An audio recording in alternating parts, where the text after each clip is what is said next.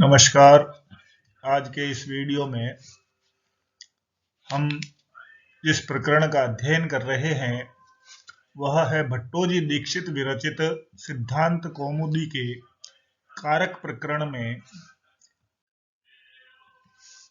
कर्म कारक का यह तीसरा वीडियो प्रस्तुत है। इस वीडियो में हम एक लक्ष्य लेकर चल रहे हैं जो सभी प्रतियोगी परीक्षाओं हेतु उपयोगी है, चाहे वह यूजीसी नेट की परीक्षा हो, चाहे सीटेट की परीक्षा हो, चाहे रीट की परीक्षा हो, चाहे कॉलेज लेक्चरशिप या अन्य प्रतियोगी परीक्षाएं जो संस्कृत के विद्यार्थियों के लिए होती हैं, उनके लिए यह कर्म कारक का तीसरा पार्ट उपस्थित है। मैं डॉक्टर उज्ज्वल गोस्वामी, सह आचार्य संस्कृत, राजकीय डूंगर महाविद्यालय में कार्यरत हूँ। इस वीडियो में हम सिद्धांत कौमुदी के अंतर्गत पढ़े गए कारक प्रकरण के कर्म कारक के कुछ सूत्रों का अध्ययन करेंगे। पिछले वीडियो में हमने दो सूत्रों का अध्ययन किया था, एक था अनभिहिते और दूसरा था कर्मणि द्वितीया। तो यहाँ अनभिहिते की जो अधिकारिता है वह आगे के सूत्रों में भी निरंतर चलती रहेगी। इस दृष्टि से हम अनुक्त अर्थ में ही कर्म की प्रवृत्ति करेंगे। प्रथम वीडियो में हमने एक सूत्र पढ़ा था, वह था कर्तुरीप्सित तमम कर्म। कर्ता अपने क्रिया व्यापार के द्वारा जिसे सबसे अधिक प्राप्त करने की इच्छा करता है या सबसे अधिक जिसे चाहता है, उस कारक की कर्म संज्ञा बताई गई थी। उसके विपरीत यहाँ पर तथा युक्तम चानीप्सितम यह एक सूत्र दिया गया है। इस सूत्र के द्वारा यह बताया गया है कि ईप्सित तमवत क्रियया युक्तम अनीप्सितम अपि कारकम कर्म संज्ञम स्यात्। अर्थात जिस प्रकार से कर्तुरीप्सित तमम कर्म इस सूत्र के द्वारा ईप्सित तम की कर्म संज्ञा बताई गई थी, उसी प्रकार से यहाँ पर अनीप्सित, जब कोई पदार्थ कर्ता द्वारा अत्यधिक ईप्सित या चाहा हुआ नहीं होता है, फिर भी क्रिया से जिसका ईप्सित के समान अत्यंत संबंध होता है, तो उस पदार्थ में भी कर्म संज्ञा होती है, अर्थात कर्म कारक होता है। और कर्म कारक होने से कर्मणि द्वितीय सूत्र से कर्म में द्वितीय विभक्ति होती है। अर्थात यूं कहें कि क्रिया के माध्यम से कर्ता का ईप्सिततम कर्म माना जाता है। जहां पर कर्म के लिए क्रिया होती है वहां कर्म ईप्सित होता है। ईप्सित के साथ ही अनीप्सित भी कर्म संज्ञक हो जाता है। जैसे ग्रामम गच्छन् तृणम स्पृशति, गांव जाता हुआ तृणम यानी तिनके को स्पृशति यानी छूता है। इसी प्रकार ओदनम भंजानो भुंजानो विषम भुंक्ते, चावल खाता हुआ विष को भी खाता है। यहाँ कर्तुरीप्सित तमम कर्म इस सूत्र से कर्म की अनुवृत्ति इस सूत्र में भी होती है। उक्त सूत्र से यह अभिव्यंजना निकलती है कि जिस प्रकार कर्ता की अत्यंत ईप्सिततम वस्तु क्रिया से युक्त होती है, तथैव कर्ता की अनीप्सित वस्तु भी यदि क्रिया से संयुक्त हो तो उसकी भी कर्म संज्ञा होती है। तो इस प्रकार यदि हम देखें तो यहाँ पर अनीप्सित कर्म दो प्रकार का हो सकता है, एक उदासीन और दूसरा द्वेष्य। उदासीन जिसके प्रति कर्ता उदासीन रहता है, और दूसरा द्वेष्य यानी जिसके प्रति कर्ता द्वेष रखता है। तो ग्रामम गच्छन् तृणम स्पृशति, इस वाक्य में यदि हम देखें तो कर्ता का ईप्सिततम कर्म ग्राम है।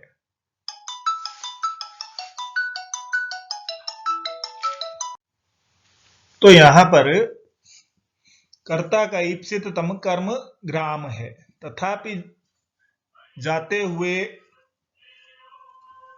तिनके का स्पर्श भी आसपास हो जाता है या अनायास हो जाता है।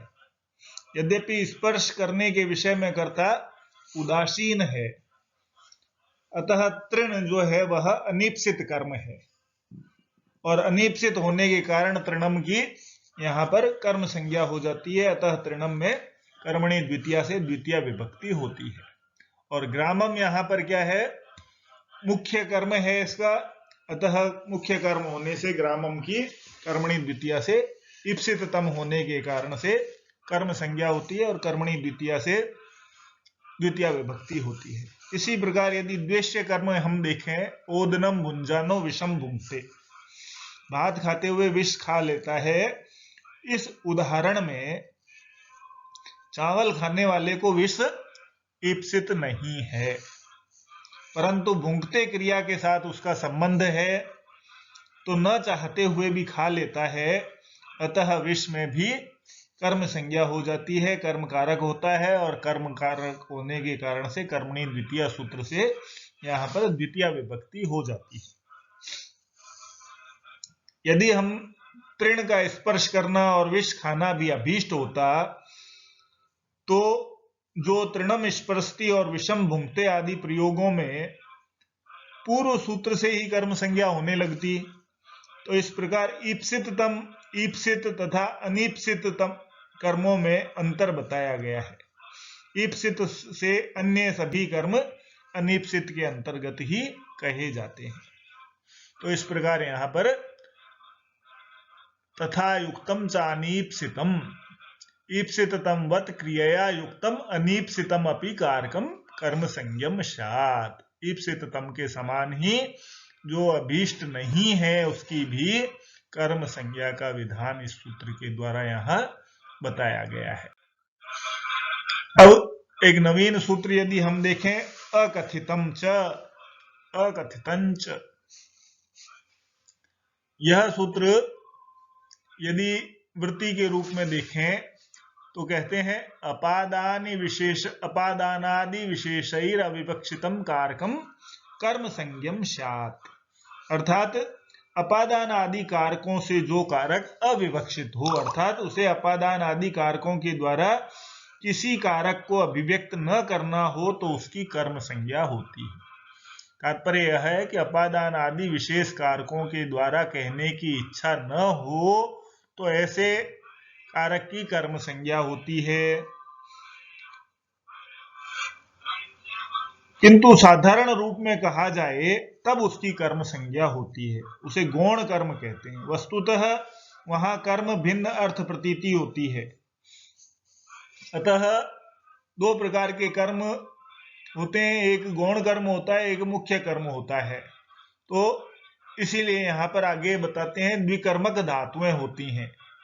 तो अकथितम च सूत्र से जो कर्म होता है उसको गौण कर्म या अप्रधान कर्म कहते हैं, तथा कर्तुरीप्सित तमम कर्म से जो कर्म होता है वह प्रधान या मुख्य कर्म कहा जाता है। तो जिन धातुओं में दो कर्म होते हैं वे धातुएं द्विकर्मक कहलाती हैं। तो उन धातुओं का यदि हम देखें कौन कौन सी धातुएं होती हैं, तो ये 16 प्रकार की धातुएं बताई गई हैं। दुहु याच पच दंड रुधि प्राच ची ब्रू शाशु जी मथ मुशाम कर्म युग शादकतम तथा शान्नी ह्री कृष्वहाम। अर्थात दुहादि नाम द्वादशा नाम निप्रभृति नाम चतुर्णाम कर्मणा यद युज्यते तदेव अकथितम कर्म इति परिगणनम कर्तव्यम इत्यर्थ। तो कहते हैं कि दुहा आदि जो 12 धातुएं हैं और नी आदि जो 4 धातुएं हैं, नी प्रवृत्ति नाम यानी नी ह्री कृष वहाम, तो ये 4 धातुएं हैं। इनमें कर्म अकथित होता है, कर्म से जिसका संबंध होता है उसे अकथित कर्म कहते हैं। तो इन धातुओं के ही जो अपादान आदि कारक होते हैं उनकी अपादान आदि के रूप में विशेष विवक्षा न हो तो उनकी कर्म संज्ञा होती है। अब यदि हम इनको पृथक पृथक रूप से द्विकर्मक धातुएं देखें तो कौन कौन सी द्विकर्मक धातुएं हैं, तो 16 धातुएं बताई, 12 धातु एक और 4 धातुएं एक। तो सबसे पहले यदि हम देखें दूहु यानी दूहना, याच धातु यानी मांगना, पच धातु यानी पकाना, दंड यानी दंडित करना, रुद्ध यानी रोकना, प्रच्छ यानी पूछना, ची यानी चुनना, ब्रू यानी कहना, शास यानी शासन करना, जी यानी जीतना, मथ यानी मथना, मुश यानी चुराना। ये 12 धातुएं हैं जो द्विकर्मक होती हैं। इसके अलावा ले जाने अर्थ में, हरण करने अर्थ में 4 धातुओं का और प्रयोग बताया गया है, ये भी द्विकर्मक धातुओं में परिगणित हैं। नी यानी ले जाना, ह्री यानी हरण करना या ले जाना, कृष यानी खींचना और वह यानी ले जाना या ढोना। तो ये चारों धातुएं एक सामान्य रूप से ले जाना अर्थ को व्यक्त करती हैं। तो इन 16 धातुएं में 2 कर्म होते हैं, अतः इन धातुओं को द्विकर्मक धातु।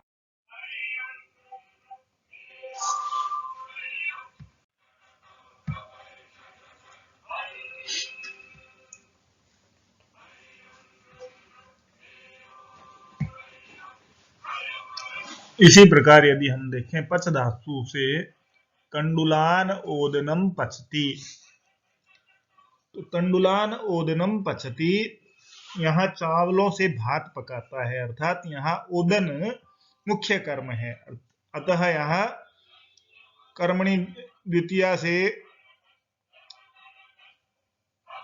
ओदनम में द्वितीय विभक्ति हुई और तंडुल करण है, तो तंडुल कर्म की विवक्षा में द्वितीय विभक्ति हो जाती है गौण कर्म होने के कारण से, इसलिए तंडुलान में द्वितीय गौण कर्म होने के कारण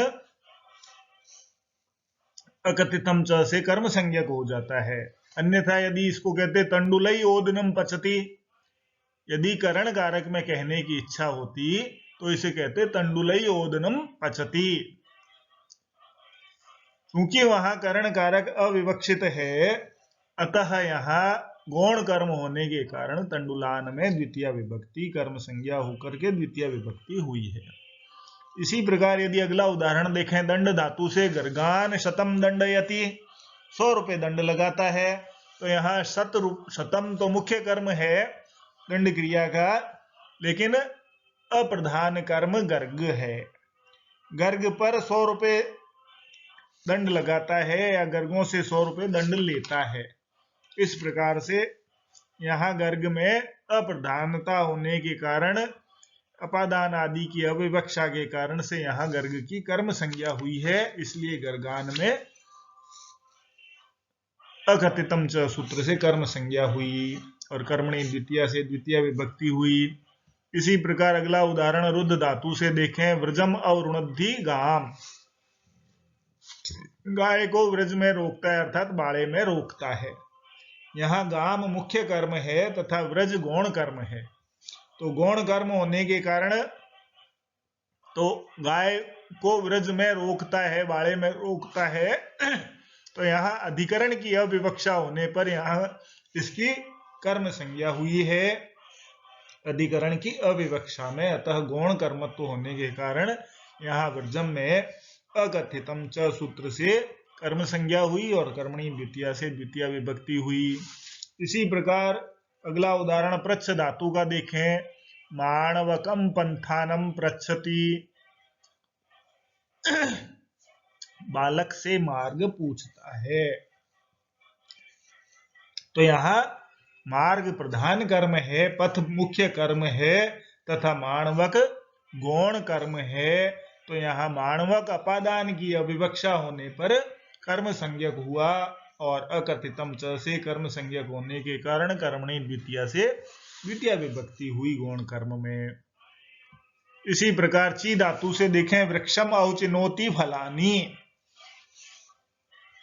वृक्ष से फलों को चुनता है, तो चुनने में फल क्या है, प्रधान कर्म है, मुख्य कर्म है तथा वृक्ष गौण कर्म है, तो यहाँ पर अपादान की अविवक्षा होने के कारण से अकथितम च सूत्र से वृक्षम भी गौण कर्म होकर द्वितीयांत हुआ कर्मणि द्वितीया से, इसलिए वृक्षम पद का प्रयोग हुआ। इसी प्रकार ब्रू और शास धातु दोनों धातुएं कहने अर्थ में, उपदेश करने अर्थ में प्रयोग होती हैं।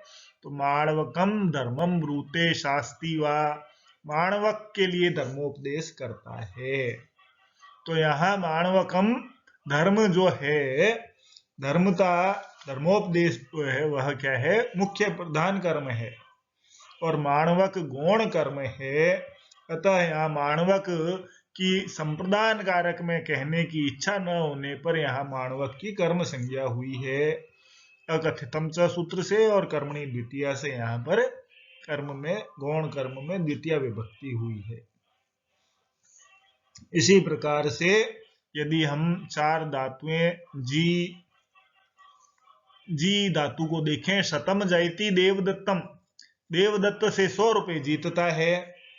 तो यहाँ शत मुख्य कर्म है, शतम जयति 100 रुपए जीतता है, लेकिन अप्रधान कर्म यहाँ देवदत्त है। तो देवदत्त अपादान संज्ञक है, लेकिन उसे अपादान की अविवक्षा होने के कारण कर्म संज्ञा होती है, गौणता होने के कारण से। तो गौण कर्म में अकथितम च से कर्म संज्ञा हुई। इसी प्रकार मथ धातु से यदि हम देखें, सुधाम क्षीर निधिम मथनाति, क्षीर निधिम मथनाति, सुधाम, सुधा क्या है यहाँ पर मुख्य कर्म है। क्षीर निधि से, समुद्र से अमृत मथता है, अर्थात अमृत को मथता है। तो प्रधान कर्म अमृत है, और क्षीर निधि क्या है, अपादान की अविवक्षा होने के कारण कर्म संज्ञक हुई, गौण कर्म हुआ, और गौण कर्म में द्वितीय विभक्ति हुई।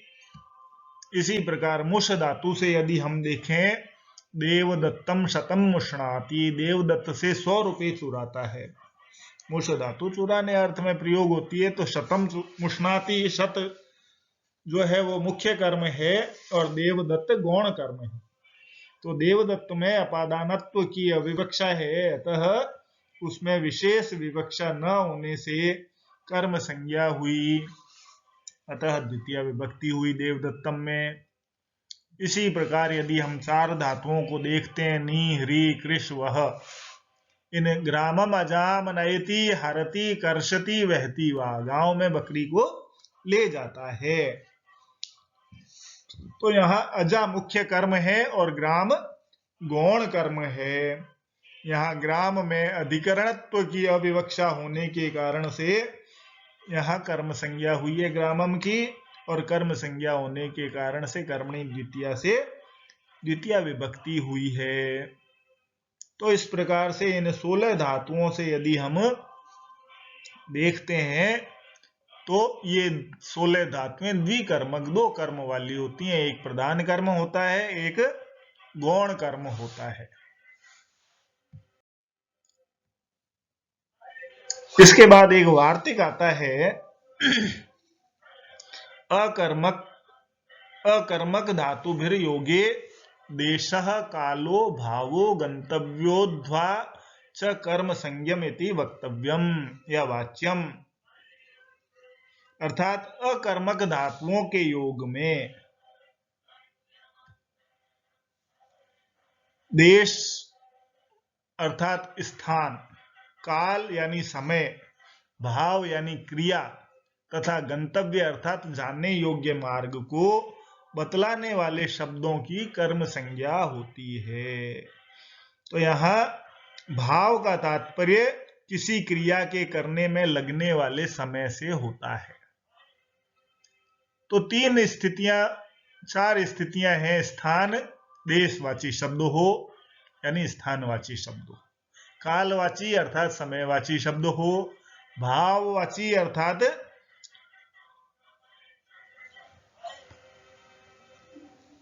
भाव यानी क्रियाशीलता हो, और गंतव्य यानी जानने योग्य मार्ग को बतलाने वाला शब्द हो, तो उनकी कर्म संज्ञा होती है। अब उदाहरणों से यदि हम देखें, तो देशवाची शब्द कुरून स्वपिति अर्थात कुरु प्रदेश में या कुरु देश में सोता है। तो यहाँ पर देशवाची शब्द कुरु होने के कारण से यह सप्तम्यंत नहीं हुआ, अपितु कर्म संज्ञक हुआ, इसलिए यहाँ इस वार्तिक से अकर्मक धातुभिर योगे देशः कालो भावो गंतव्योध्वाच कर्म संज्ञकम इति वाच्यम। इस वार्तिक से कुरून की कर्म संज्ञा हुई है। अन्यथा क्या होता, यदि इस सूत्र की वार्तिक की प्रवृत्ति नहीं होती तो कुरुषु स्वपिति सप्तम्यंत हो जाता, कुरु देश में सोता है, इस प्रकार का प्रयोग होता। इसी प्रकार यदि हम कालवाची शब्द को देखें, मासम आस्ते महीने भर रहता है, तो मास शब्द कालवाची है, अतः मास की कर्म संज्ञा हुई है।